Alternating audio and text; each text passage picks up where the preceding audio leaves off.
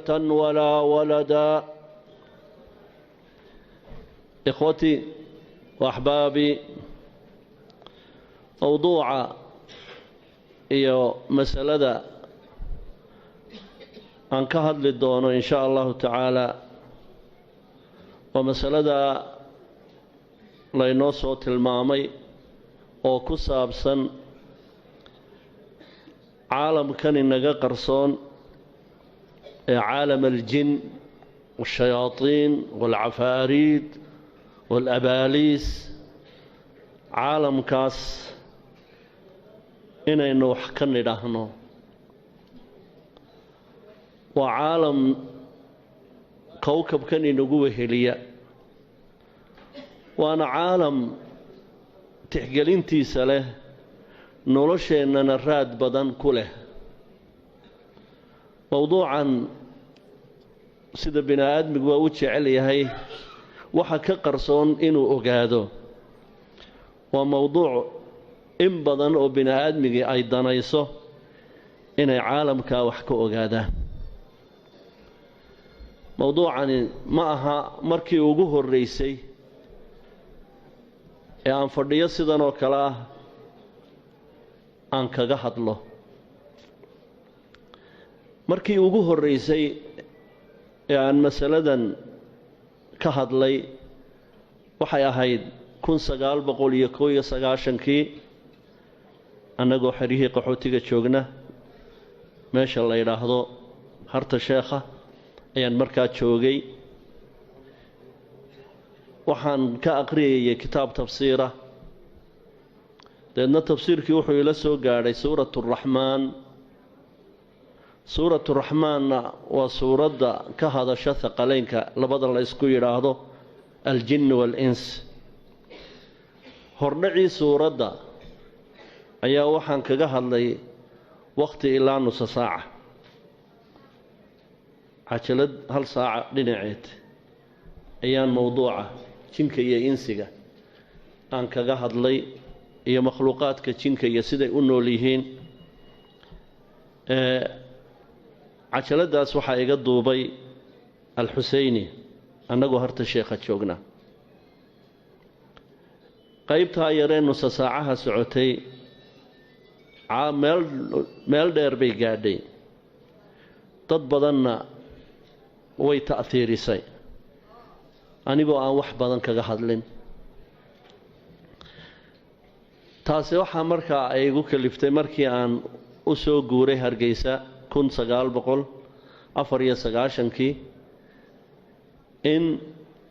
isla Xuseyni oo iga dalbado in mowduucii jinka aan wax ka idhaahdo. arrinkii waan ka aqbalay, laakiin mowduuca markii hore qorshahaygu wuxuu ahaa inaan 2 cajaladood ku soo koobo, 2 saacadood inaan ku soo koobo. muxaadaradaa waxaan ku qabtay jaamican weyn ee dowladda hoose agteeda. muxaadaradii aan ugu talagalay 2 saacadood waxay igu qaadatay inaan 10 cajaladood ama 10 saacadood ama 10 fadhi inaan kaga hadlo, oo weliba aanan intii aan ka rabay ka gaadhin. aniga markaa waxay iga hayduun cilmi baadhis ama research aan rabay inaan wax kaga ogaado bal caalamkan dunida inagula nool. mar saddexaad 2001dii ayaa isagoo maqal iyo muuqaal ah waxaan u duubay TV-gii la odhan jiray Hargeysa ee baxsanow lahaa. marka waxaan ugu talagalay isagana inaan ku soo ururiyo haddii rabbiga xugmaya 1 saac, laakiin anigoo koobay haddana waxay igu noqotay inay 3 saacadood buu igu tegay. marka mowduucan horta waxa igu dhaliyay kaasuu ahaa cajalada tafsiirka suuraturaxmaan ayaa ila gashay. cajaladihii 10ka ahaa ee bogoska isku xidhan ahaa meelo badan oo caalamka ayay gaadheen waxaanay soo celiyeen tafsiir badan iyo aragtiyo kala duwan ayay dhaliyeen anigu markaa waxaan ahay waqtigaa nin dhakhtar ah oo dhakhtar xoolaad ah isla 94kaas waxaan u guuray markii dagaalku Hargeysa ka dhacay Ceerigaabo meel la yiraahdo Ceerigaabo anigoo ku nool ayaa farsamadeedii dhakhtarnimadii xoolaha ayaa waxaan shaqo kaga helay hay-ad loo odhan jiray Actionaid hay-adaasi waxay ii qaadatay inaan xagga caafimaadka xoolaha gobolka aan la taliyo uga noqdo anigu markaa isuma dhigin ama uma diyaar garoobin inaan noqdo dhakhtar dhexdhexaadiya jinka iyo insiga markaa qorshahayga may ahayn inaan mowduuca aan faragashado aniga oo iska dhakhtarkii ah ayaa maalin maalmaha ka mid ah ayaa waxaa la iigu yeedhay 3 mas'alo oo aad iyo aad u xanuun badan oo arrimaha jinka xidhiidh la leh ayaa Ceerigaabo igala kulmay 3 mas'alo markaa masiirkii noloshayda iyo jihadii aan nolosha ku waday way iga bedeshay 3 arrimood waxay ahaayeen maalmaha ka mid ah ayaa la iigu yeedhay wiil dhalinyaro oo aan qiyaastii le waa 20 jir oo sariir jiifa aad buu wiilkaasi u xanuunsanayay xumad badanina way haysay dadka markaa ii yeedhay waxay og yihiin cajaladihii aan ka duubay 10ka ahaa baa gaadhay marka waxay iga magansadeen bal inaan ninkan fiiriyo xanuunkiisu wuxuu yahay anigoo markaa isla kaashanaya aqoontaydii maadiga ahayd iyo baxthigii iyo raadraacii aan caalamkan ku sameeyey inankii waan eegay aayado qur'aanaan ku aqriyey wax raado waan ka waayey marka waxaan fiiriyey symptomskii xanuunkiisa markiiba waxaan arkay inankan xanuunkiisu uu beerka yahay maadaama waxaan arkay xanuunkan ay cagaarshowga yidhaahdaan inankiioo midabkiisu bedelan yahay Jones baa markaa ku dhacay marka waxaan ku yiri wiilkan wax caalamkan inaga qarsoon oo dhibaato u geystay ma jiree xanuunkiisu waxa weeye Jones intaan berri shay baad u sameynayno wax dufanaha siinina deedna waxay igu yiraahdeen galabta ayaanu islaam fooxisaa u yeedhnayo dabadeedna wan ayay soo qaaday waa la qalay badhidii wanka ayaa ilmihii la waraabiyay waa Jones baana haya marka waxaan ku yidhi teeniyaatiisu way siman tahay laakiin hadda de sunba waraabiseen beerkuna ma qaadi karo badhiye bal berri aroorta aynu isla gaadhno markaan iridka saa uga baxay inankii wuu matagay dhiig isla markiiba uu dhintay xanuun bay taasi igu reebtay anigoo taa qaba ayaa maalin dambana waxaa la iigu yeedhay wiil isna dhalinyaro ah da'yar wiilkaas waxaa ku dhacay kaneecaduna saa ogtihiin waxay burburisaa unugyada cascas ee dhiig qofku markuu dhiig beelana waa hadraa xumadii kaneecaduna waa u raacday marka qofkii inankii isdhaaf buu ku hadlayaa inankii isdhaaf ayuu ku hadlayaa inankiibaa aanu tegey inankii maradan ka rogay been idiin sheegi maaye sidii karbaash loola dhacayay baa jirkiisii waxaad moodaa waa inuu jeexjeexmay dhangad bilaa naxariisa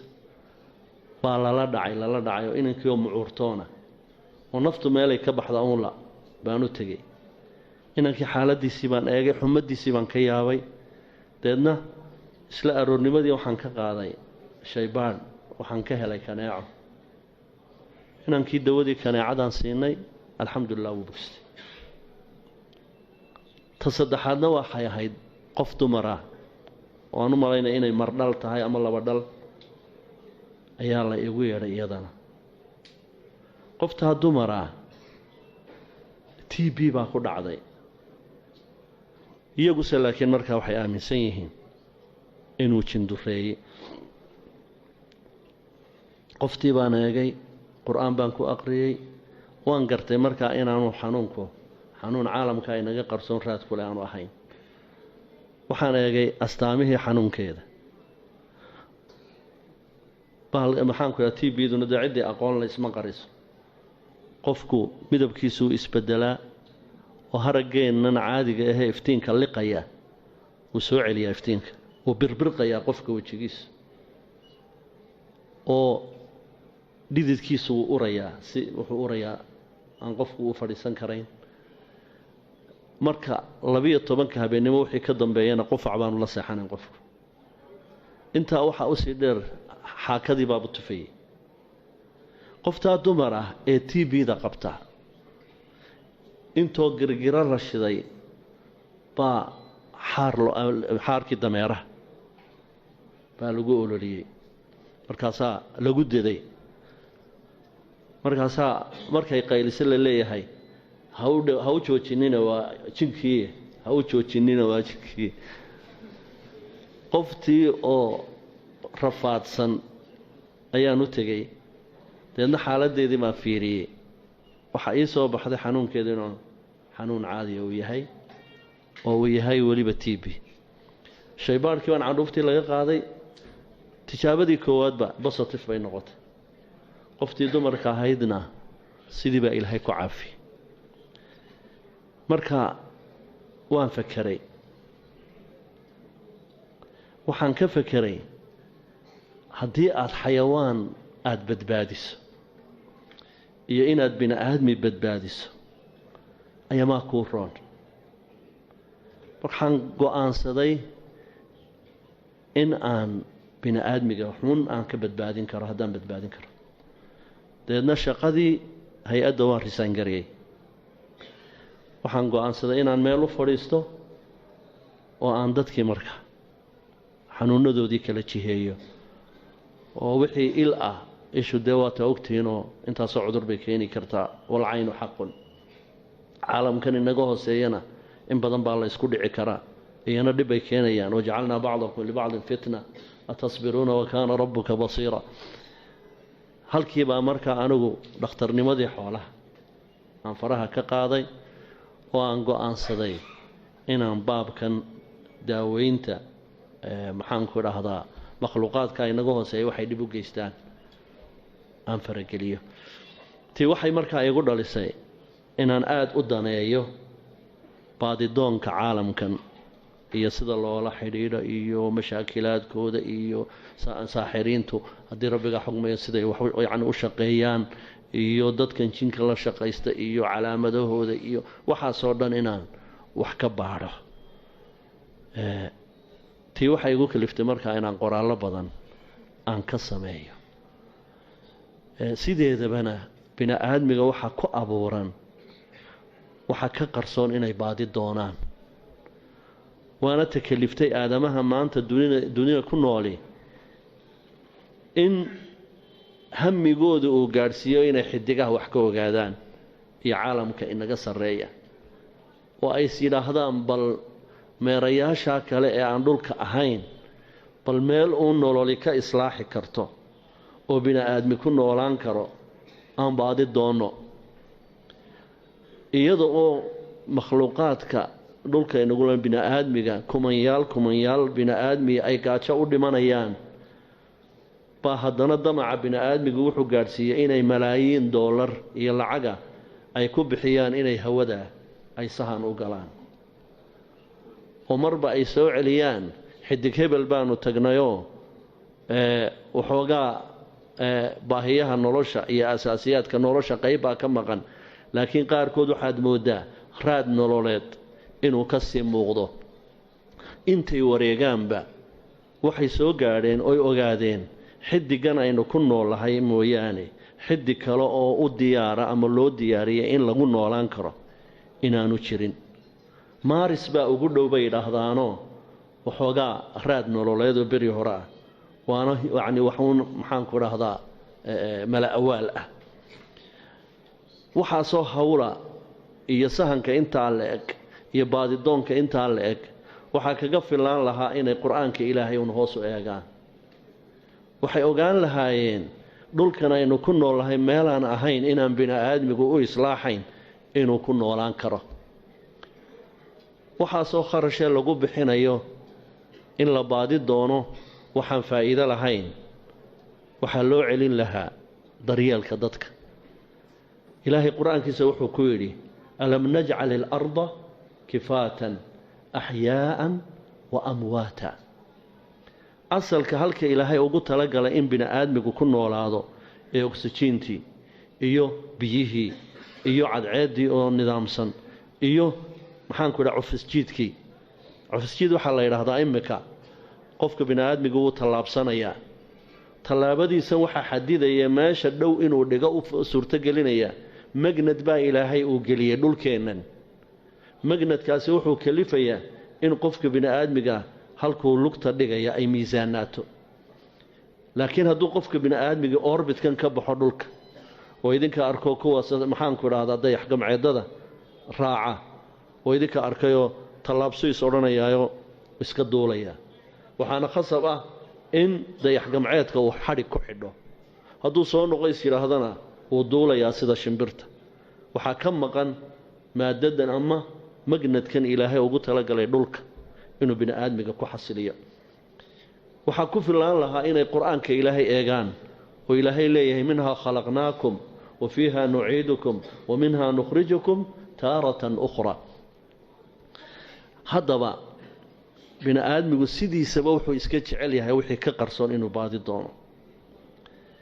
inaynu caalam ilana nool oo caalamkan inagu weheliyaa inaynu jaahil ka ahaano nolosheennana raad badan ku leh, taasi waxay noqonaysaa xisaab xumo. waana ta keenaysa bini aadmiga badankooda marka la yidhaahdo jin baa laga sheekaynayaa inay u soo heemaan oo ay jeclaystaan inay mawduuca wax ka maqlaan, sababta oo ah waa baahi noloshooda ku abuuran weeye. waa waxay rabaan inay wax ka ogaadaan. caalamkan aynu la noolnahay iyo gaaladuna jaamacado madax bannaan ayaabay u samaysteen iyo daraasado ay ku baadi doonaan jinka iyo maxaanku idhaha shaydaanka iyo waxaa. marka dambe waa ta la gasha jaamacadahaas inay cilmu sixirka iyo talaasimta iyo awfaaqda iyo waxa ay isticmaalaan sixiroolayaasha in la irkado oo dabadeedna shayaadiinta sidaa lagula xidhiidho. demonology ayay yidhaahdaan cilmiga lagu baadi doono barashada jinka iyo sixirka. demonology ayay yidhaahdaan. innagoo islaama oo qur-aanka kariimkii intaasoo jeer uu ka hadlay caalam aljinna, waxaa laga yaabaa cidda aqoon rasmiya u lihi inay yar tahay. wax badan ayay raad ku leeyihiin dhulkeennan oo bini aadmiga weliba qayb ka mid ah ay dhibaato ugu hayaan oo ay u lugooyaan ama caqiidadoodaba ay uga fasahadiyaan. marka mawduucan maanta aan gelayo waa mawduuc xasaasiya xaqiiq ahaan marka xagga caqiidada la eego. waa mawduuc ku jira qaybiyaadka, waxyaalaha diintu sheegtay ee aynaan badankeeda inagu arag haddaanay soo tashakulin. tashakul waxaan uga jeedaa suuraddooda dhabta ah ee ilaahay ugu talagalay haddii ay ku jiraan shayaadiinta iyo jinku ma arki karo. laakiin jimanka iyo shayaadiintu qaar baa waxaa jira ilaahay uu siiyey awood ay u qaadan karaan sawir kale ama sawir bini aadmi ama sawir xayawaan oo kale ay u yeelan karaan. marka caalamkan haddaba jinka la yidhaahdo intaynaan horta jinow maxaa tahay aynaan sii gudagelin, waxaan jeclahay bal erayadan loo isticmaalo waa maxay farqiga u dhexeeya. mar waxaad maqlaysaa jin, marna waxaad maqlaysaa shaydaan, marna waxaa la odhanayaa ibliis, marna waxaa la odhanayaa cifriid, iyo asmaa badanoo aan soo wado maxay kala yihiin jin iyo shaytaan iyo cifriid iyo ibliis waxaan laga hadlay magacyadan qaarkoodna qur-aankuba sheegay waqaala cifriitu min aljin ana aatiika bihi qabla an taquuma min maqaamik shaytaankana wuu isticmaalay qur-aanku ereyga jinkana wuu isticmaalay marka horta kelmadda jin af carabi ahaan waxay ka timaadaa baa la yidhaahdaa ficilka janna janna waa jiim iyo nuun shidan asalkeedu halkaasay ka timaadaa kelmaddu waa maxay markaa janna janno macnaheedu waxa weeye ikhtafaa wastatara wuu qarsoomay oo waa la arki waayey ayaa ereyga janna ereyga janna ficilkaas jinka oo keliya qur-aanku uma isticmaaline meelo kale iyo mawaadiic kalena wuu geliyey oo jinka isaga waxaa jin loo yidhi bay yidhahdaan culimmada tafsiirku liijtinaanihi wa ikhtifaa'ihi qarsoonida uu inaga qarsoon yahay ee aanaan arkayn kelimadda janna siyaabo badan buu qur-aanku isticmaalayoo waalida lafteeda ereygaa janna ayaa laga soo dhalaaliyey aftaraa cala allaahi kadiban an bihi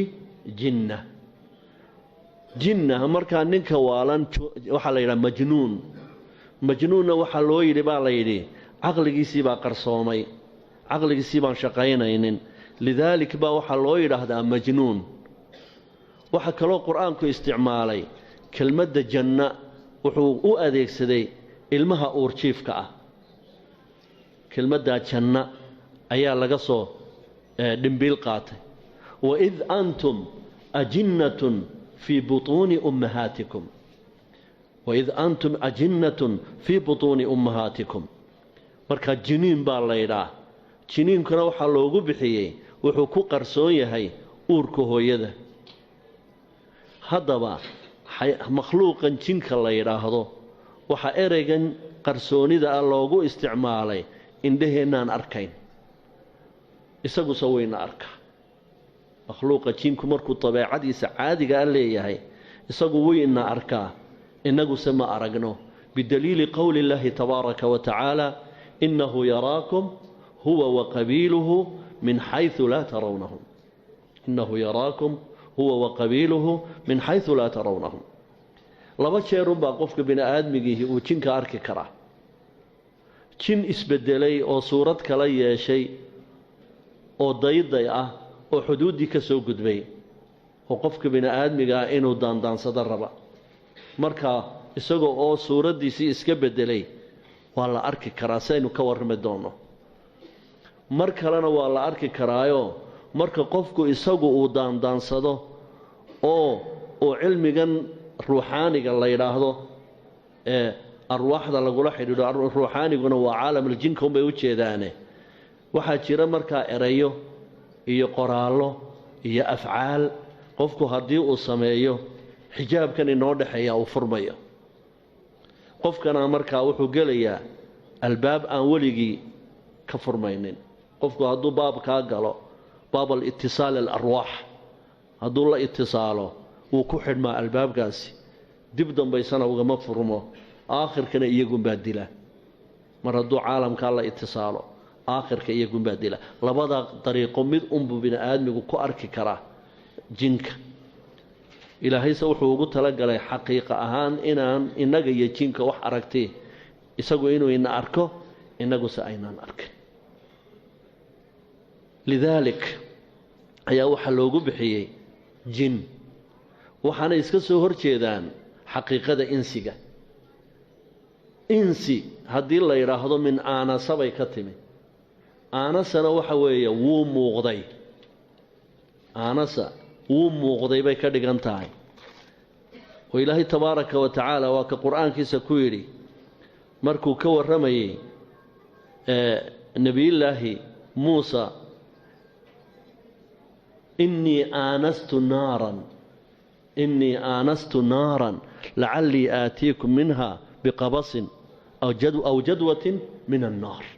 marka insi macnaheedu waxa weeye kii muuqday, jinnina macnihiisu waxa weeye kii qarsoona. jinnina macnihiisu waa kii qarsoona. horta kelmaddan jin waa makhluuqa wuxuu ka abuuran yahay iyo sida loo abuuray iyo siduu u nool yahay waan ka warrami doonaa. laakiin kelmadda jin waa makhluuqa inagu aynaan arkayn ee isagu ina arkay. aynu u galno markaa kelmadda shaytaan. shaytaan waa erey loo isticmaalo qur'aan ahaan iyo xadiidba waan daliilka keeni doonaaye shay kasta ama makhluuq kasta oo madax adagoo macangaga ayaa horta shaytaan la yidhaah. oo xayawaanka marka uu aad iyo aad u madax adag yahay shaytaan baa la odhanayaa. bini aadmigu qaar madax adaga hadday ku jiraan shaytaan baa la odhanayaa. makhluuqaadka jinka qaar madax adaga hadday ku jiraan shaytaan baa la odhanayaa. marka ereygani waa erey jaamic ah oo wax allaaliyo wixii madax adag oo dhan ay waxaana la yidhaahdaa asmaa'da shayaadiinta ama jinka ee axaadiidta rasuulku sheegtay hal mid kaliyun baa ka asaxay, sida imaamu shaatibi maxaanku dhaha shinqiidi uu yani kitaabkiisa adwaa albayaan uu ku sheegi doono. inta kale asmaa ah waa bini aadmigu istilaaxay samaysteen. asmaa'da kale ee jinka loola baxo bini aadmigu istilaax ay samaysteen weeye. marka haddaad kutubaha caalamal jinka ka sheekaynaya aada gudagasho waxaad arki doontaa makhluuq jinka ka mid ah oo la yidhaahdo hawl. hawl baa la yidhaahdaa. waa makhluuq inta badan meelaha cidlada ah buu ku nool yahay. waxaanu qaaliban weeraraa habeenkiibuu dadka safarka ah hadduu nin keliya yahay safarka ayuu jidka u joogsadaa. ama dadka caruurta iyo wax la mid ah ayuu ambiyaa intuu magacooda ugu yeedho. dadka reemiyigana in badan way maqleen. ilmaha yaree xoolaha la jooga ayaa magaciisa loogu yeedhayaa. hebelow baa la odhanayaa. dabadeedna ilmihii wuu yeedhayaa. sawdkii magaciisa ugu yeedhayuu dabagelayaa. aakhirka dambe ama libaax buu afka uga gelinayaa ama habar dugaa kaleoo cadowah ayuu hafka uga geliyaa. hawl baa la yidhaahdaa. safarkana inta badan wuu eegtaa hadduu qofku kelidii yahay. lidaalik baa rasuulkeennu calayhi salaatu wasalaam wuxuu inaga nahiyey in qofku kelidii uu safar galo. oo uu yidhi waa qofka kelidii safar galaa waa shaytaan, labaduna waa shayaadiin. safarka waxaa ugu fiican 3 qof inay safarka galaan. oo maalan hadduu mid xanuunsado kii kale hadday laba yihiin ma isaguu dul fadhiyay qofkan xanuunsaday mise wuu wargayn. 3 buu nebigu ka dhigay. haddaad safraysaan isku eegta 3 wax ka yar ha ku safrina. hadduu markaa 3 uu idinku arko qowlku idinku soo dhici maayo. waanu istusaa qofka oo ama muuqaal wuxuu isu tusaa bini aadmi oo kale shamaxyo wax la mida. inta badanna qowlkaasi habeenadii saqda dhexe ayuu wadooyinka istaagaa. oo idinka in badan sheekada maqla dadka gawaarida ku safra qaar badan oo gawaarida ay la ridaan oo marka la wareysto la oranayo maxaad gaariga kula qalibay uu leeyahay qof dumarahoo dharka ay xidhantay yaab leeyahay wada dhalaalaysa ayuunbaa sidaa ii hormartay. dabadeedna ka duubaan isiri waa ila qalimay gaarigii. marka wuxuu isku dayaa mar walba inuu qofka halis geliyo. waa qawl, laakiin meelaha magaalooyinka iyo meelaha kuma noola. qawl baa la yidhaahdaa. xadiid daciifa mar nabiga la weydiiyey calayhi salaatu wasalaam alghaylaan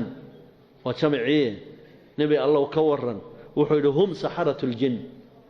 haylaankanu ama qowlku waxa weeyaan nooca sixirka yaqaanee jinka ah ayuu ka mid yahay.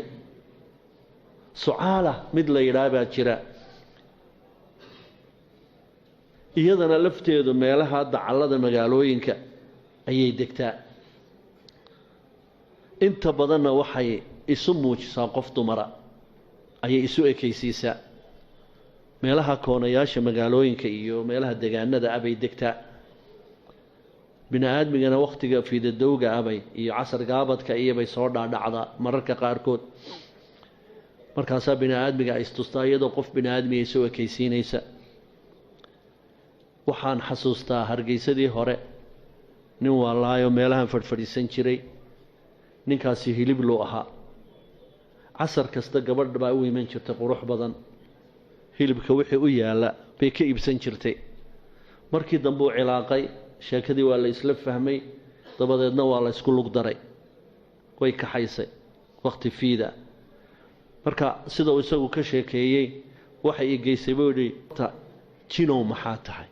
dhul caalamkeennan aan ahayn oo laydhka ka baxaya iyo waxa la kala macaashi iyo baac mushtariga aanad malaynaynin gurigoodii bay i geysay marka waxay kula dardaarantay ku tidhi wiil yahow cadceedu ay kugu soo bixin guriga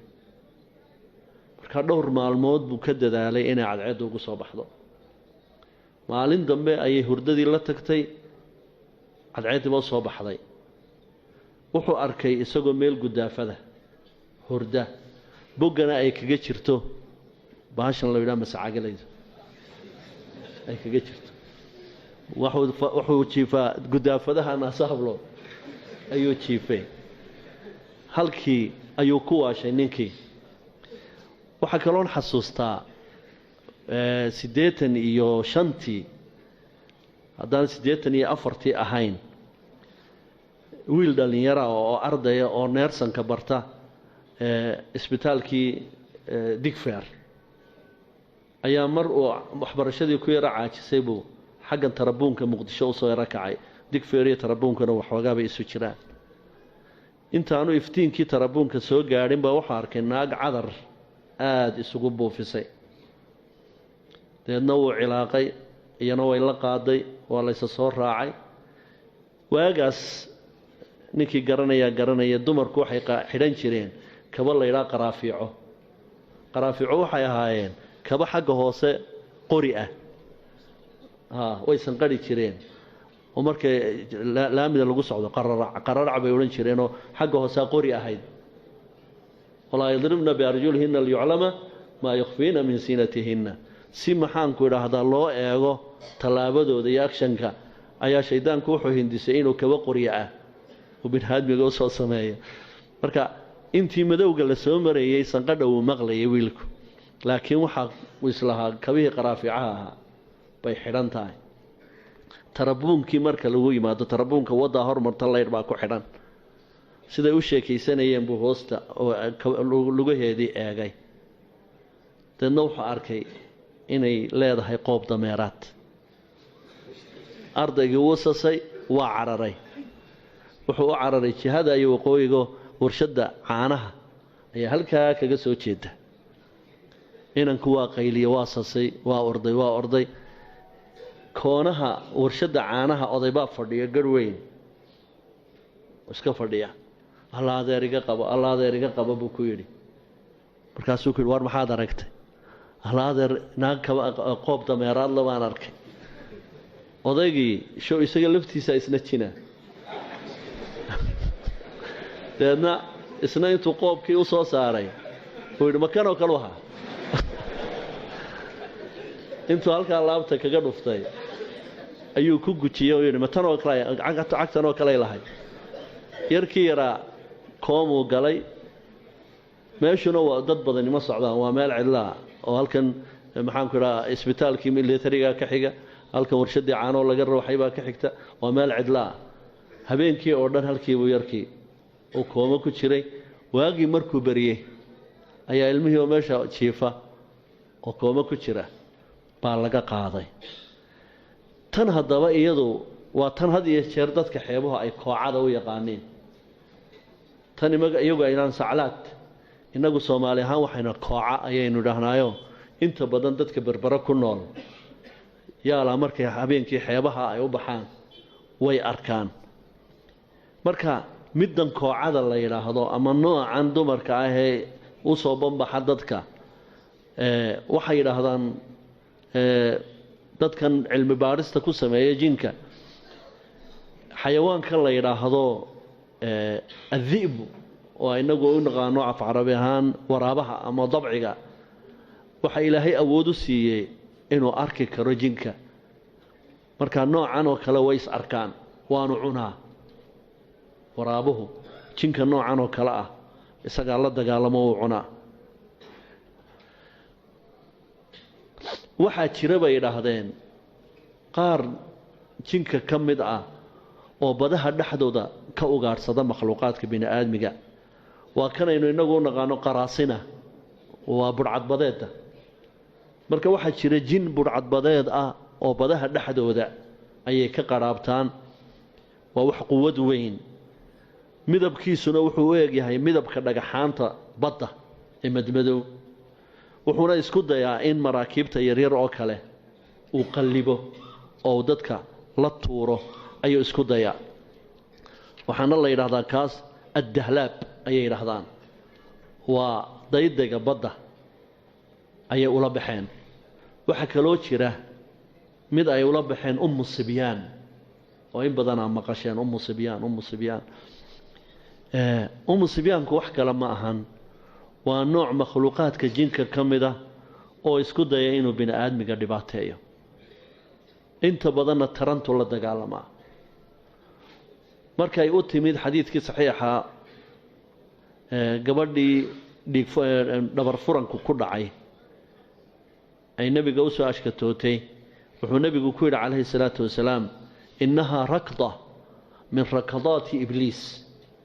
dhabar furankani wuxuu ka yimaadaa waa jug uu ku sameeyo raximka dumarka ibliisku marka waa nooc kamida jinka oo taranta bini'aadmiga la dagaalama ayaa la yiraahdaa caruurta yaryarna way istustaa markay aqli yeelato ilaa 4 jir ilaa 5 jir markay yihiin way isu muujisaa iyadoo makhluuqaad oo eg ama xayawaan ama dooli ama bisad ama caynkaas caruurta way ka sasisaa dadka waaweyna hurdada ayay kaga sasisaa xadiidkii kale saxiixa nabigeenu calayhi salaatu wasalaam oo ka warramay ilmaha yar markuu dhasho ibliisku wuu gujiyaa ilaahay nabi ilaahi ciise waa ka badbaadiyay inni waciiduha bika wa dhurriyataha min ash-shaytaan ar-rajiim waa sababta marka ilmuhu uu dhasho uu ooyo bay yiraahdaan cadaawad wuxuu ka qabo wuxuu isku dayaa ilmaha inuu ka soo dhashay xataa uu dhibo wuuna gujiyaa waxa kaloo jira mid ay yiraahdaan shaq mid ay yiraahdaan shaqi waa shiin iyo qaaf waa kan imika aynu inagu naqaano dhanxiirka marka laba qof buu soo dhaxmaraya dhinaca wuxuu ku tusayaa qofkan inuu xayawaan yahay dhinacana wuxuu tusayaa inuu bini'aadmi yahay marka labadii qof markay is eegaan wareer xayawaankii naag maray muxuu ahaa warmiyaad waalantay bini'aadmi uu ahaa wixii naag maray in iyaga laftoodu muran iyo dood dhaxdooda galaan ayay rabaan waxa kaloo jira mid la yiraahdo ifriit ma huwa al-ifriit waxa la yiraahdaa waa nooc jinka kamid ah laakiin markuu gaboobo ee uu maamulna yeesho waa qabqablayaasha jinka way macna kalima waa qabqablayaasha jinka oo jinku ka xoog badan yahay uu ka saldanad weyn yahay marka waxa weeyaan saldanadaha ay jinku leeyihiin madaxdooda ayaa ifriit la yiraahdaa jinka kalena wuxuu ku muquuniyaa xagga xooga uu ka xoog badan yahay bini'aadmigana ittisaal bay la sameeyaan waxaan ku raraa kuwan kahanada iyo kuwan shayaatiinta la shaqaysta xidhiidh bay inta badan la sameeyaan waana nooca bini'aadmiga u adeega weeye oo ninkan maxaan ku raraa sixiroolihii wuxuu la xidhanayaa nooc ifriidka ka mida marka ifriidkaasi intaa agagaarkiisa oo dhan isagaa kaga filaanaya marka hadduu doono inuu wax u soo xado uu u soo xadaya oo mesela wuxuu odhanayaa inta badan kuwan shayaatiinta la shaqaystee dadka indha sarcaadka u dhiga ayaa adeegsada oo waxaa la odhanayaa sheekho waxaan u baahanay maanta xalwad deedna wuxuu dalbayaa ifriidkiisii wuxuu leeyahay xertaydii waxay naga rabtaa xalwad deedna xalwadlayaasha magaalada ayuu tegayaayo intuu xalwadii soo qaado ayuu soo hordhigayaa haye bal karaamadayda oo taas eega buu odhanayaa marka waa sidii de nabiyullaahi sulaymaan ilaahay ugu adeejiyay cafaarida ana aatiika bihi qabla an taquuma min maqaamika xataa wuxuu isagu qorshaystay carshigii nabiyullaahi sulaymaan inuu soo qaadi karo isagoon albaab jabinin isagoon meel daloolinin farsamo uu yaqaano inuu ku soo qaado oo weliba saacada gudahood masaafo dheer uu kaga keeno marka waa nooca had iyo jeer ay adeegsadaan sixiroolayaashu oo mesela wuxuu odhanayaa qof baa u imanaya noocan maalan la shaqaysta jinka ayuu qof u imanayaa qofkiiba wuxuu ku odhanayaa waa lagu sixray oo weliba sixirkaagii wuxuu halkaasuu ku aasan yahay cifriidkan ay wada shaqaystaan baa meeshii sii tegaya deedna wuxuu cifriidku isku sii xidhxidhay ayuu meesha ku sii aasayaa kan la shaqaysta shaytaan alinsiga shayaaiin alinsi waaljinni yuuxii bacduhum ilaa bacdin zukhrufa alqowli guruura kanay wada shaqaystaan buu ku odhanayaa mariidkan kuu yimi waxaan ku aasay halkaasaan ku aasay kudha sixirkaaga baan soo saaraynaa ina mari sidii baa markaa qofkii lagu kaxaynayaa sixirkii uu sii aasay ama wixii uu sii aasay cifriidku ayaa qofkii la shaqaysanayay jinku uu isdultaagaya odhan halkan qoda halkii baa la qodayaa wixii shaydaanku uu ku sii aasay cifriidku ayaa laga soo saaraya ha maxaan idiin sheegay haye ta sixirkan yaa dhigi baa la odhanayaa isagu wuxuu rabaa yuriidu an yuqica baynakum alcadaawata waalbaqdaa markaasuu odhanayaa gabadha lagula qabaa ku aastay ama eedadaabaa ku aastay ama habaryartaabaa ku aastay ama dimaashidaabaa ku aastay dad iska beri ah ayuu qoorta isu gelinayaa jinkanu wax kale ulama rafiiqin ruuxan wuxuu rabaa un isagu inuu dadka isku dilo kan la shaqaysanayaana in yaroo qaraamaada iyo adduun yar buu isagu u gelayaa marka cifriidkanu waynu ka hadli doonnaa siduu ula shaqaysta bini'aadmige waa nooca bini'aadmiga la shaqaysta saldanaday kale leeyihiin oo maxaanku idhaha dowladina dowlad uma gudubto oo mararka qaarkood waxay odhanayaan qofkan xanuunkiisa ma taabanayno sababta oo ah waxaa ku jira jin cifriidkaa naga xoog badan iyo dowladdaa naga xoog badan jinkoodii ayaa ku jira bay mararka qaarkood odhanayaan oo annagu ma faragelin karo waana isxeeriyaano way kala xoog badan yihiin oo baad bay kala qaadaan shayaadiinta iyo jinku cifriidkaas markaa waa ka noocaas ahoo waxau had iyo jeer isku dayaa inuu xidhiidh la sameeyo bini'aadmiga qaabka xidhiidhka loola samaynayaana waa laba qaab mid uun waa kaa maxaanku idhaha laga barto kutubaha ay yani kutubu ruuxaaniyaadka ay yidhaahdaan iyo qaab cibaado darro iyo macsiyo iyo wuxuun aqoon darro intay ku jeclaadaan u badan haween islaamaha gaboobay ama dumarka ayay u badan yihiinoo kuwaasay xidhiidh la sameeyaan kuwaasaa markaa waxay odhanayaan waa darmaantayadii darmaan bay ula baxaan marka ay ku soo degayaan way maxaanku idhaha xadraynaysaayo way isbedelaysaayo markaasay codka ragga yeelanaysaayo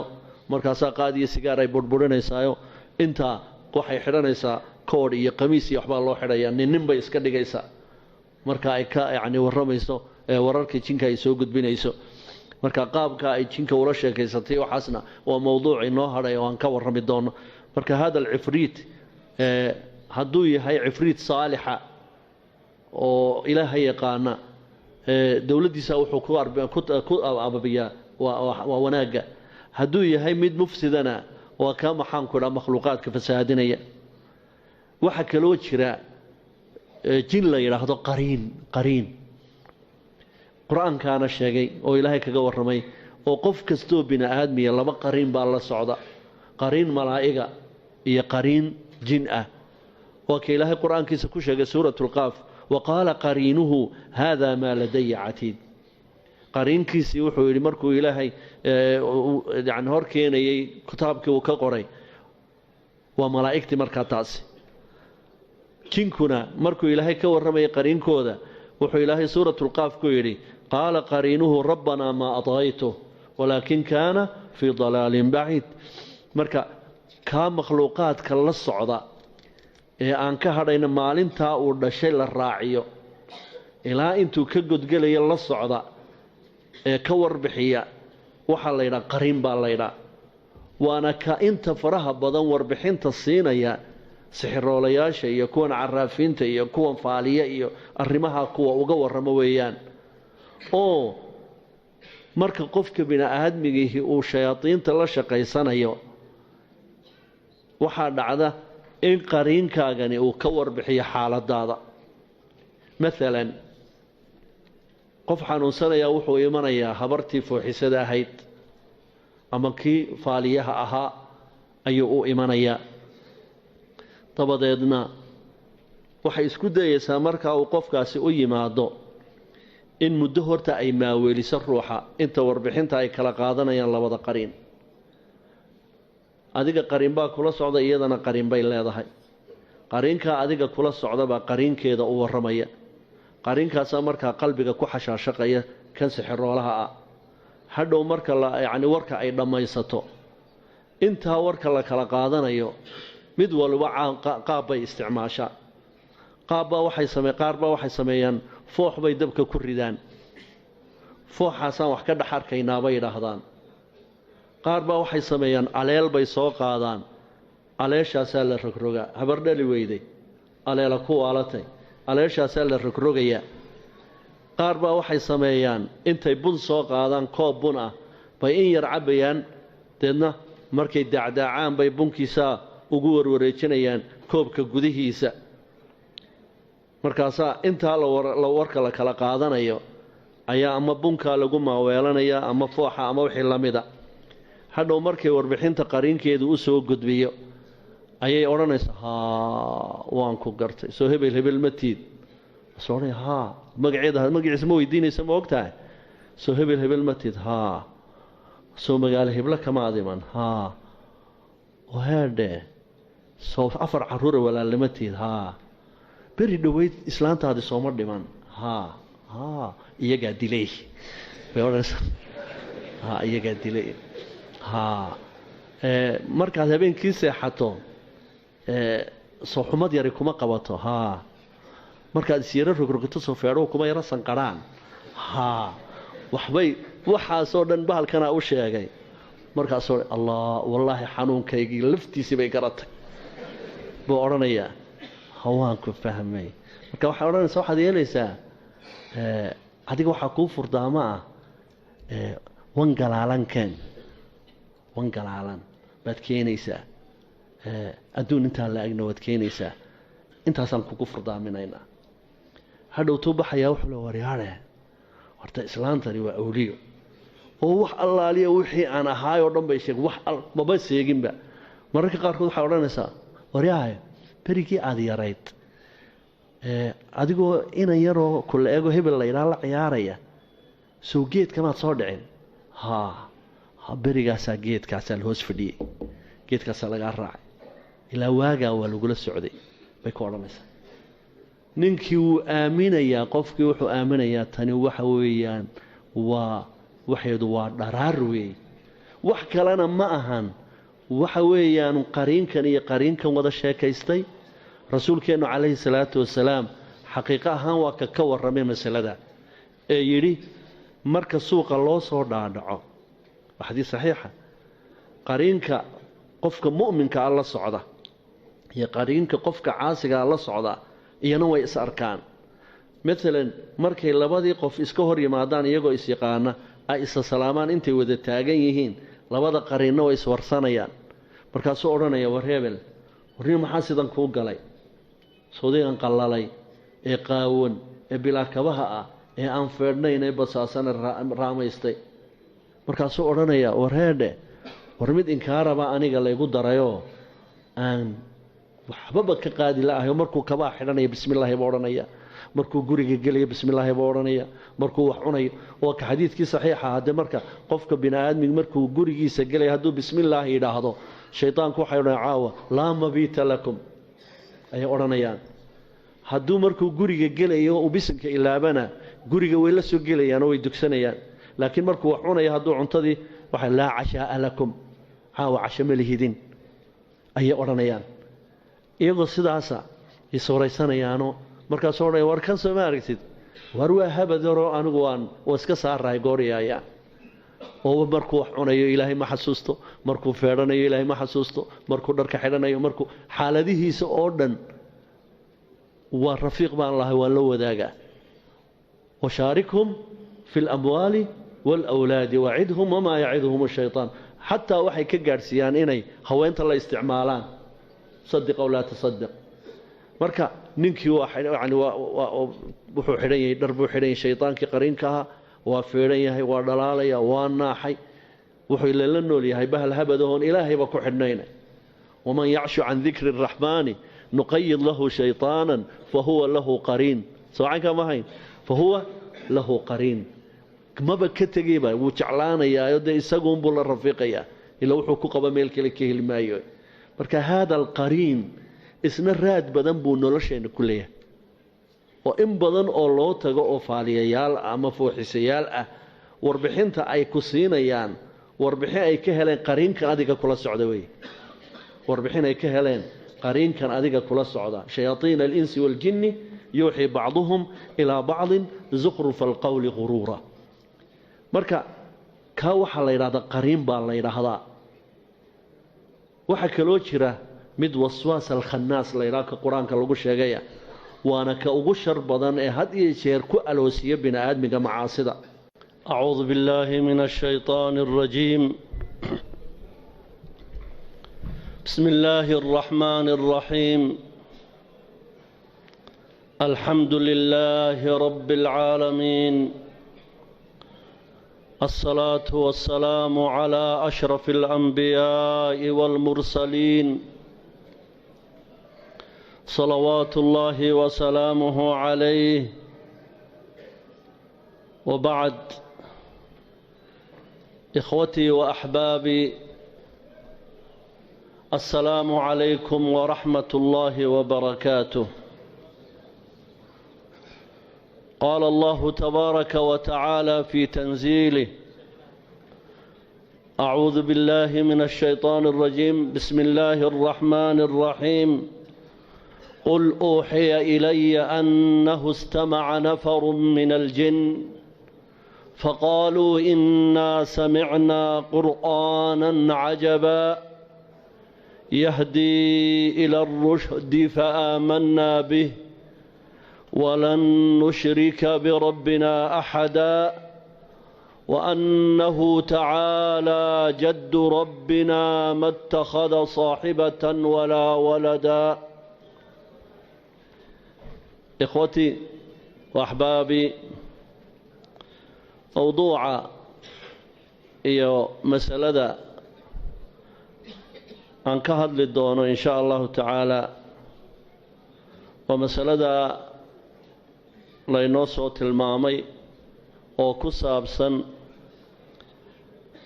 caalamkan inaga qarsoon ee caalam aljin